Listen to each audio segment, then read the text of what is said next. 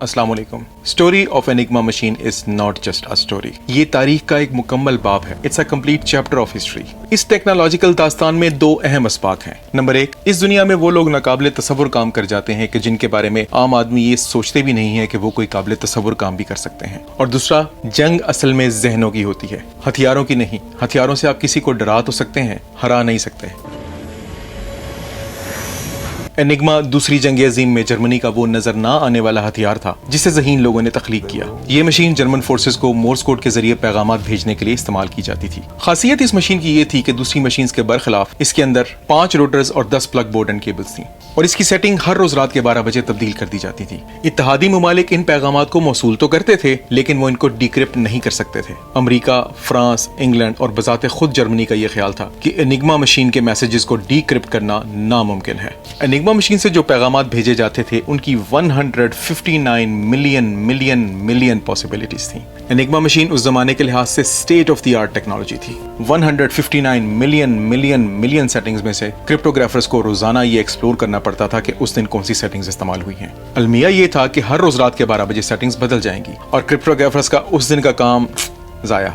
मुशक्कत का अंदाजा आप इस बात से लगाएं कि अगर एक सेटिंग को 10 क्रिप्टोग्राफर्स मिलकर रोजाना दिन के 24 घंटे हफ्ते के 7 दिन एक्सप्लोर करें तो आपका क्या अंदाजा है कि इसकी तमाम सेटिंग्स को वो कितने दिनों में चेक कर पाएंगे? जवाब ये है कि दिन नहीं, हफ्ते नहीं, महीने नहीं, सालों लगेंगे। और 5, 10, 15, 20, 50 साल नहीं, 20 मिलियन साल चाहिए उन क्रिप्टोग्राफर्स को तमाम सेटिंग्स को चेक करने के लिए।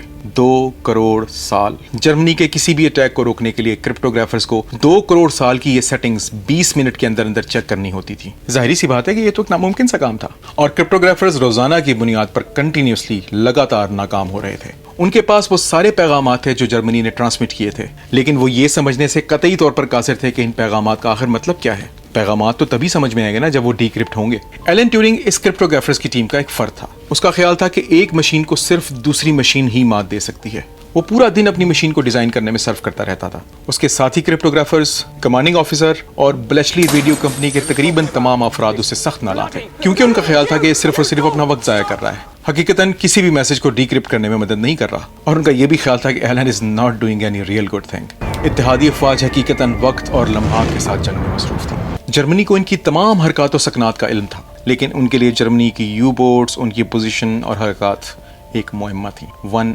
एनिग्मा। वक्त गुजरता जा रहा था। इत्तेहादी ममालिक में भूख और अफलास बढ़ती जा रही थी। इतने सारे ममालिक की ताकत मिलकर भी जर्मनी का कुछ नहीं बिगाड़ पा रही थी। इत्तेहादी फौजों के पास बेतहाशा जंगी साजो सामान होने के बावजूद जर्मनी नाकाबिले शिकस्त बना हुआ था। जर्मन्स की एनिग्मा मशीन ने यूरोप और अमेरिका को नाकों चने चबवाए हुए थे और जर्मनी यूरोप के तमाम ममालिक को एक एक करके हजम करता जा रहा था। अमेरिका हर हफ्ते 1 लाख टन खाना भिजवाता था और हर हफ्ते जर्मन उस बहरी जहाज को अटलांटिक की तह में डबो देते थे। खाना यूरोप के साहिलों पर पहुंचने में नाकाम हो रहा था।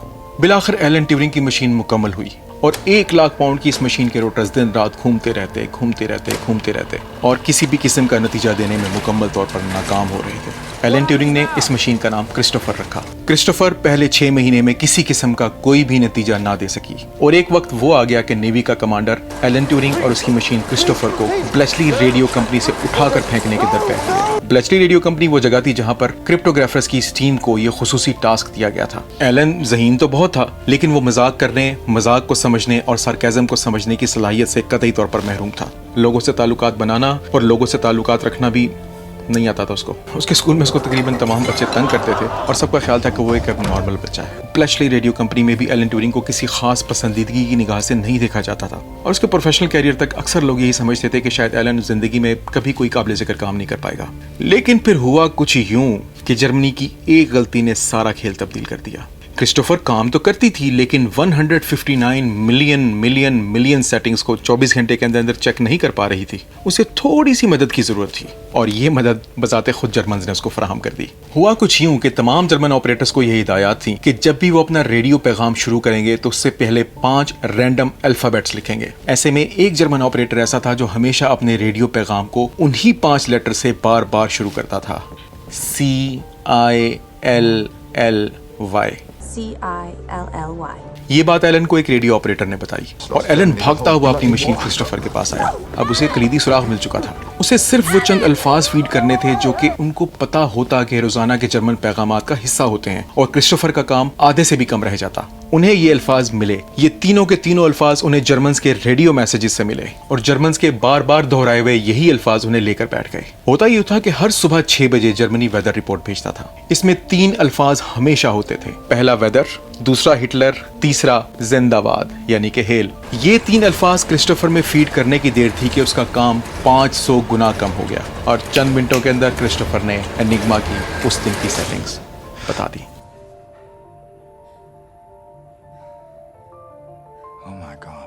اب کرسٹوفر اپنا کام کرنا شروع کر چکا تھا۔ اب جرمنی کے روزانہ کے پیغامات ایک معمہ نہیں رہے تھے، لیکن اس بات کو صیغہ راز میں رکھنا کہ انگلینڈ انگما کے کوڈ کو بریک کر چکا ہے بہت ضروری تھا۔ اگر یہ بات صیغہ راز میں نہ رہتی تو ایک ہفتے کے اندر اندر جرمنی انگما مشین کو مکمل طور پر بدل سکتا تھا، اس کی تمام سیٹنگز، اس کا پورا ڈیزائن بدل سکتا تھا، اور پھر اتحادی ممالک کو اپنا یہی کام دوبارہ سے شروع کرنا پڑتا۔ اس لیے وجود میں آیا پروگرام الٹرا۔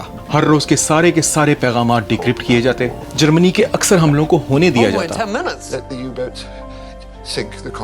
اور صرف کی اٹیکس کو روکا جاتا، اور صرف جرمنی کی پوزیشنز پر حملہ کیا جاتا، کیونکہ انگلینڈ نہیں چاہتا تھا کہ جرمنی کو یہ پتہ لگے کہ وہ لوگ انگما مشین کو ڈیکرپٹ کرنے میں کامیاب ہو چکے ہیں۔ جرمنی آہستہ آہستہ کمزور ہوا اور بالآخر جرمنی کو شکست ہو گئی۔ برطانیہ نے اس راز کو 50 سال تک صیغہ راز میں رکھا کہ وہ انگما مشین کو ڈیکرپٹ کرنے میں کامیاب ہو چکے ہیں۔ تاریخ دانوں کا یہ ایک محتاط اندازہ ہے کہ انگما مشین کو ڈیکرپٹ کرنے سے تقریباً جنگ عظیم دوم کا دورانیہ 2 سال کم ہوا، اور تقریباً 14 ملین زندگیاں بچیں۔ ایلن ٹیورنگ کی اس مشین سے متاثر ہو کر نسلوں نے ٹیورنگ مشینز کے اوپر ریسرچ کی۔ ان مشینز کو ہم آج بھی استعمال کرتے ہیں، آج ہم ان کو کمپیوٹرز کہتے ہیں۔ لیکن ایلن ٹیورنگ کا اختتام کچھ زیادہ اچھا نہیں ہوا۔ اس وقت کی برطانوی یا برٹش لا کی خلاف ورزی میں ایلن ٹیورنگ کو 1 سال کے لیے ہارمونل تھراپی کی سزا سنائی گئی۔ ہارمونل تھراپی کی سزا سے تنگ آ کر 1 سال بعد 7 جون 1954 کو ایلن ٹیورنگ نے خودکشی کر لی۔ اس وقت ایلن ٹیورنگ کی عمر 41 سال تھی، اور صرف چند گنے چنے افراد کے علاوہ کسی کو بھی یہ علم نہیں تھا کہ جنگ عظیم دوم کو جتوانے میں ایلن ٹیورنگ کا کتنا بڑا کردار ہے، اور کسی کو یہ علم نہیں تھا کہ ورلڈ وار 2 میں ایلن ٹیورنگ ایک بے نام ہیرو ہے۔ خود انگلینڈ میں سن 2013 میں ملکہ برطانیہ نے ایلن ٹیورنگ کو نہ صرف معافی دی بلکہ اسے انعام سے بھی نوازا۔ ایلن ٹیورنگ کی یہ داستان ایک بہت انسپائرنگ داستان ہے۔ اسی موضوع پر فلم بھی بنی اور کتاب بھی لکھی گئی۔ سن 2014 کی فلم امیٹیشن گیمز دیکھنے سے تعلق رکھتی ہے اور میری پسندیدہ فلموں میں سے ایک ہے۔ اس فلم میں بینیڈکٹ کمبربیچ نے ایلن ٹیورنگ کا کردار نبھایا ہے، اور کیا خوب نبھایا ہے، awesome۔ اگر آپ کتاب پڑھنا چاہیں تو کتاب کا نام ہے ایلن ٹیورنگ دی انگما، اور مصنف ہیں اینڈریو ہاج۔